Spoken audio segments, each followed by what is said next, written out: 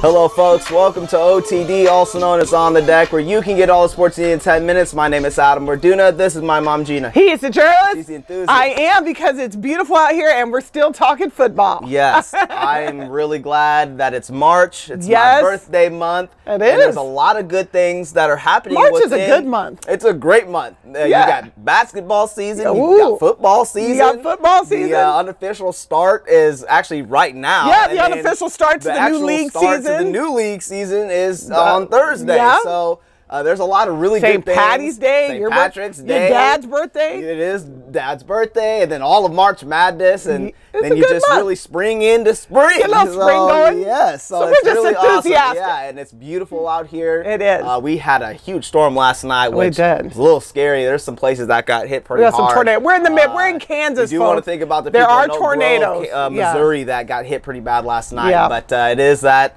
time of year. So, like we mentioned, it is football season. It is that. Unofficially. The spring football for colleges that are starting. First practices started this week. So you're going to have the spring games coming up, and all the high school kids that are getting recruited go to those. And then obviously we just got done with the NFL Combine, which is exactly what we're going to be talking about right now. And then you have the NFL Draft coming up in April. And then you have all the OTAs. And you got all the free agents. Everybody's contracts are coming due. Yes, exactly. So now everybody's going to be like, who's available? And so to get us started, we're going to talk about the NFL Combine that just wrapped up. This was an interesting combine this year because there's a lot of talented players that we were able to witness. And it's really good to kind of see who's ready to come in and play, who's going to be drafted early, who's not going to be drafted early. But we have our own thoughts about the whole process of the draft. This is kind of a rewind or a review of what took place over the last couple days here. We're going to talk about some of the players that we're happy about and kind of surprised about. And then we're going to talk about the process of the whole thing and what we really think about it. I know there are some players that made a lot of noise, especially when it came to the 40. Yes. I'm wearing my purple, not necessarily just because of this guy's team, but, you know, the Washington Huskies are purple. Is that a Nike hat? This is a Nike hat. And this is a Nike shirt. And there is a reason for that. Yes. Tell them what about it. Well, John Ross ran a 4.2240. That is officially the fastest time that has ever been documented within a combine. The 40-yard dash within the NFL Combine. It's a huge deal because a lot of people are trying to be the fastest guy when you go out there and run. And so because of that, you really have to be, we all know the 40 is a very technical race, if you will. You can't have any missteps, any wrong movements, and you're slow. And Chris Johnson, who previously held it at a 4.24, who was 2008, a really good running back for a lot of years, had the fastest time. Well, John Ross broke that, ran a 4.22.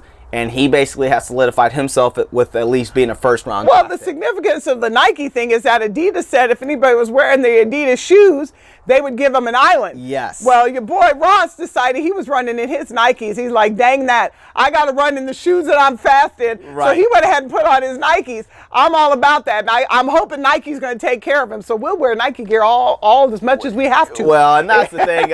Michael Irvin asked him, he's like, hey, you know, was there a reason for it? And the funny thing is, he was like, well, number one, I can't really swim. And I don't have a boat. Those are pretty good reasons. So no reason for me to need an island. What I need is an endorsement. And Nike writes checks. And Nike will write a check. And so feel free to write us a check, Nike. We'll wear that. Wear all your gear.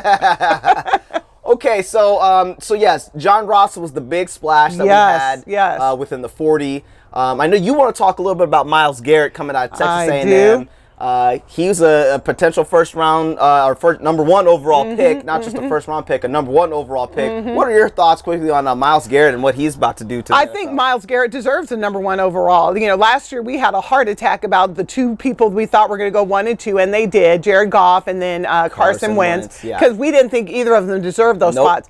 Myles Garrett deserves that spot. Sure. Not only when you watch film on him, and A&M was getting knocked for some of the competition they played this year, and I don't understand. They're still in the SEC, so I don't get what people are like. Well, he looked great against Utah. So that's who was in front of him. He played in the SEC. But let's strip all that away and just look at what he did at the combine. He ran a 4.6, right? 4.64, which is moving. Yeah. 4.22 is smoking. You're just flying. Your feet aren't touching the ground. See it, yeah. 4.4, 4.5, 4.6, you are moving. Yeah. So you've got a big guy who's moving. But then he did his jump, his vertical was something crazy, like almost 40 inches, 37 inches. Yeah, and his broad jump was almost 12 feet. Yeah. Like, okay, little insider. Adam trains me, and we'll go to the track, and he had me do a broad jump. I think I broad jumped about like 3 feet. I mean, it was, that's tough when you see these guys standing broad jump. The guy Jumping is over just 10 feet. The guy is a machine. Yeah. And then you watch him do drills, and his hips are fast. His hand.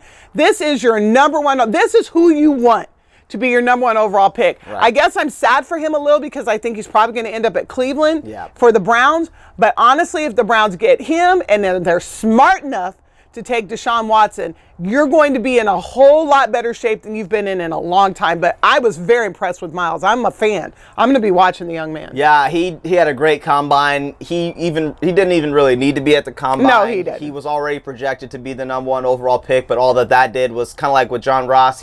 What John Ross did was it put him officially in the first round. There were some questions about his size and injuries. First or second rounder, but blah, with blah. that speed and his athleticism and what he did do this year, it definitely, being at the combine, solidified his first round status. What Myles Garrett did was officially solidify his number one overall. He pushed everybody status. off. He's so that was really cool to see him. He played my team, our team, Kansas State. Texas A&M played K-State in the Alamo Bowl this year. K-State won. He still had a good game. But on the other side of it, there's another defensive player named Jordan Willis, who is out of Kansas City, a Kansas City native, out of Rockhurst High School, who also was at the Combine and at the Senior Bowl, just like Myles Garrett, right, who is a well-deserving shining star that hasn't been getting talked about. That's a talented young man this who's guy getting ran overshadowed. A 4.5 Come on. was right behind Myles Garrett in the vertical with a 37-inch vertical, and I think he actually had a faster short shuttle, which is like a three-cone drill, and he blew everybody out of the water as well. He's just getting overshadowed right now, but this is a guy that needs to be talked about too. This is a great athlete. He's a smart kid, humble guy. He's going to give you everything he got. He's from a great team. Yeah, it's coming out of Kansas State. He's going to have a great work ethic. You're not going to have drama coming out of him. Exactly. Absolutely. We're advocating here. Jordan Willis is another guy that whoever picks him up, they got to steal. And I'd love to see him come to the Chiefs. That would be great. Yes. So a hometown kid, and that would be awesome. We need another edge guy. That would be great. So Jordan Willis, Myles Garrett, John Ross. You also want to talk about Jabril Peppers coming out of Michigan. What are your quick thoughts on him? I was going to say, I was all about Jabril Peppers anyway. We talked about him in the Heisman race and how cool it was to have a utility guy in there. He went to basically 2 combines. He showed up and they made him run the 40s with the linebackers, and he did fine. Then he went through all the linebacker drills, but he said, look, I want the teams to see me playing DB as well because he can play safety and corner. And actually, I saw some snaps today. He played quarterback, and I didn't get to see every Michigan game. He came in and played some snaps at quarterback. Wildcat stuff. Some wildcat stuff, but still, he's got to call it.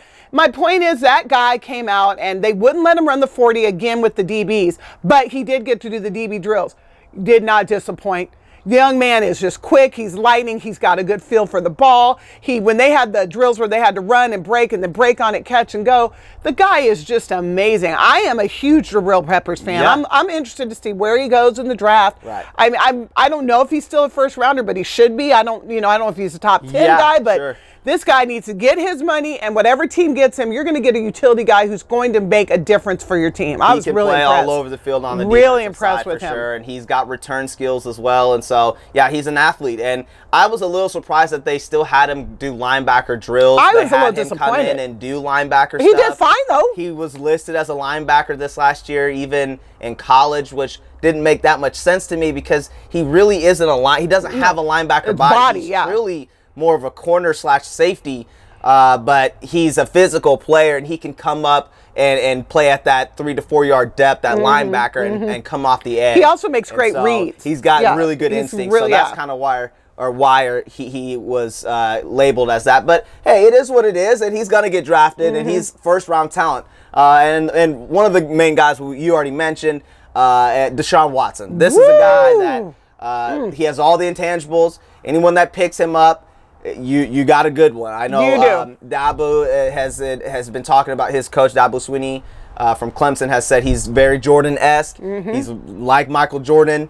I know that's kind of a big statement, but what he's saying is that he's got the intangibles of Michael Jordan, a winner, the clutch factor, the leadership qualities that you want out of someone in that type of position. And so I love Deshaun Watson. I think he's a great quarterback, and I would love to see him be a Kansas City Chief. I just hate to see anybody sleep on somebody. Did you not watch the last two NCAA finals? Did you not watch the championship games? He did 2 come from behind runs. And the first one, Alabama lucked out of winning. And the last one, he just said, this time it's me. Yeah. He's a leader among men. He's clean. You don't hear issues about him. He's talented. And I happen to think he's very RG3-esque. So if he does end up at Cleveland, I think that's probably, I know we all hate to see anybody go to the Browns, but I think he's the answer for the question they're asking. And I don't know how many picks Cleveland has in the first round. I think it'll be tough for them to get Deshaun Watson and Myles Garrett. I don't think that would happen. But you know, rumor has it that the Chiefs are looking at Andy Reid. Our coach said nice things, and we like that. Well, quickly, as we are running out of time, what are some of the things that you just really don't like about the combine? There's just too much on these guys when you're there. It's just not fully realistic when it comes to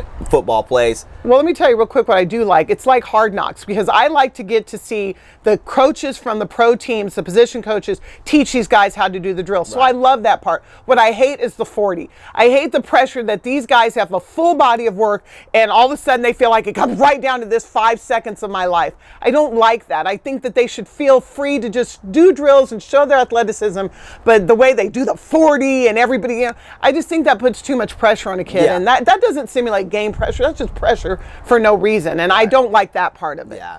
No, I would agree with you. I think all of it is a little bit too much, to be quite honest. And I think some people get knocked for doing some things really well in the 40, or not in the 40, but in any the drill, combine. And then some guys get knocked for not doing very good in any of those drills. And so I think it's kind of it's a way to beat down the players and beat down their money, and I don't like that. Either you like them or you don't. Right. A lot of people are there to either uplift you and say, oh, how good he is, or just completely tear you down and tell you how good he's not, or what he's not supposed to be. So I just think either way, it's kind of it's a way to mess up their money. Regardless. Exactly. And so it's good for whatever it is, but at the most part, at the end of the day, you just watch film and you meet with the individual and you say, hey, we like you, we want you. You know what I'd like to see? I'd like to see them publicly do those interviews. That's what I'd like to see. Yeah, it'd be cool to see those guys. Yeah. Well. We will see. Well, the NFL draft is coming up, and so we're really excited, and we'll see what happens. And these guys will have a chance to make some big-time money, and we'll hopefully the Chiefs will get somebody. Yeah, the future of the league. So continue to follow us on all of our social media, and we just want to say we appreciate your time, and thanks for watching, folks.